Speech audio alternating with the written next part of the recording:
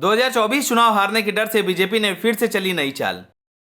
क्या यूपी में जयंत और अखिलेश बीजेपी के लिए पड़ रहे हैं भारी, इसलिए बीजेपी दलित और पिछड़े नेताओं को कर रही है पार्टी में शामिल।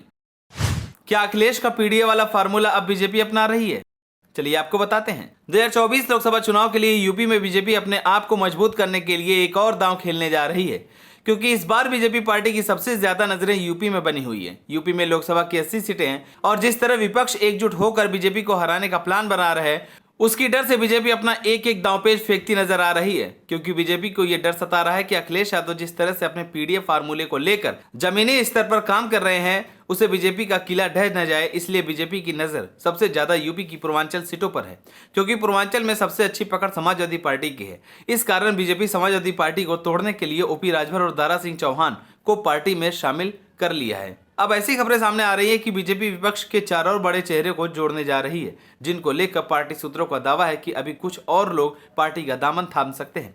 बीजेपी की इस लिस्ट में नाम समाजवादी पार्टी और आरएलडी के गठबंधन के नेताओं का है। सूत्रों के मुताबिक साहब सिंह सैनी, सुषमा पटेल, राजपाल सैनी और जगदीश सोनकर बहुत जल्द बीजेपी का दामन थाम सकते हैं। अखिलेश सरकार में कैबिनेट मंत्री रहे साहब सिंह सैनी पश्चिम उत्तर प्रदेश से आते हैं और इनको लेकर के बीजेपी में पहले ही चर्चा जोरों पर थी, लेकिन अब जल्द ही बीजेपी में शामिल हो सकते हैं। बीजेपी की सेंधमारी सपा के सहयोगी दल आरएलडी में भी शुरू हो चुकी है।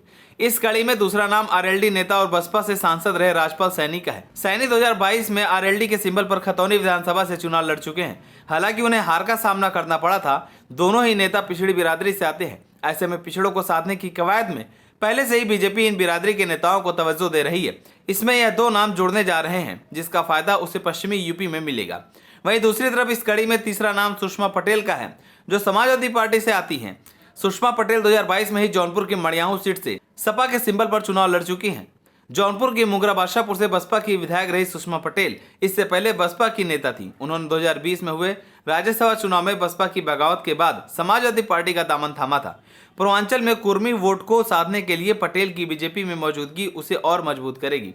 2019 में जौनपुर सीट पर बीजेपी को हार का सामना भी करना पड़ा था। पिछड़ों के बाद बीजेपी की अगली कोशिश दलित बिरादरी में भी पैठ बनाने की है। इसके लिए पार्टी में सपा नेता जगदीश सोनकर के भी शामिल होने की चर्चा जोरों पर है। जौनपुर से 4 बार विधायक रहे सपा नेता जगदीश सोनकर 2017 में मछली शहर से विधायक थे।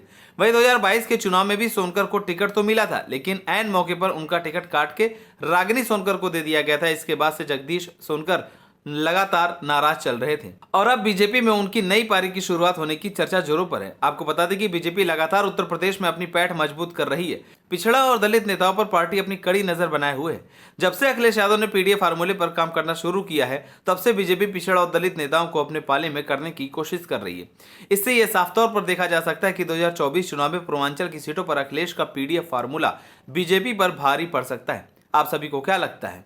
क्या बीजेपी जिस तरह से समाजवादी पार्टी को तोड़ने में लगी हुई है, क्या इस पर बीजेपी सफल हो पाएगी या नहीं? हमें कमेंट कर जरूर बताएं। अगर आप नए तो हमारे चैनल को सब्सक्राइब करें।